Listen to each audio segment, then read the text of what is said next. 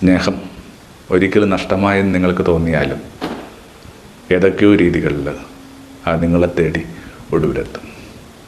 നഷ്ടപ്പെട്ട എല്ലാ സ്നേഹവും നിങ്ങളെ തേടി മറ്റേത് രൂപത്തിലോ ഭാവത്തിലോ തിരികെ എത്തും. കുറേ കൂടി മുമ്പോട്ട് പോകുമ്പോൾ മനുഷ്യർ പോലും വേണ്ട നിങ്ങളെ സ്നേഹിക്കാനായിട്ട്.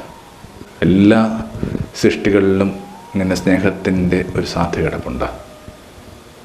ഒരു വളർത്തുനായൊക്കെ വീട്ടിലുള്ള ഏതെങ്കിലും ഒരാൾ അതല്ലെന്ന് എന്നോട് തർക്കിക്കാൻ വരട്ടെ.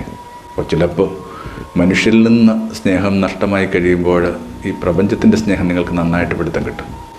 ഞാനൊരു കഥ പറയുമ്പോൾ അത് നിങ്ങളെ തൊടുന്നുണ്ടെങ്കിൽ ഞാൻ പറഞ്ഞ ആ കഥയുടെ ലോകം നിങ്ങളുടെ ഉള്ളിൽ കിടക്കുന്നുമുണ്ട്. അപ്പോൾ ഈ ഉള്ളിൽ സ്നേഹമുള്ള ഒരു പ്രപഞ്ചത്തെക്കുറിച്ച് തന്നെ യേശു പറയാൻ ശ്രമിച്ചത്. നിങ്ങളുടെ നഷ്ടമായ സ്നേഹം ഏതൊക്കെയോ പുതിയ രീതികളിൽ നിങ്ങളെ ആശ്വസിപ്പിക്കാൻ വേണ്ടി വരും, നിങ്ങളെ തേടിയെത്തും.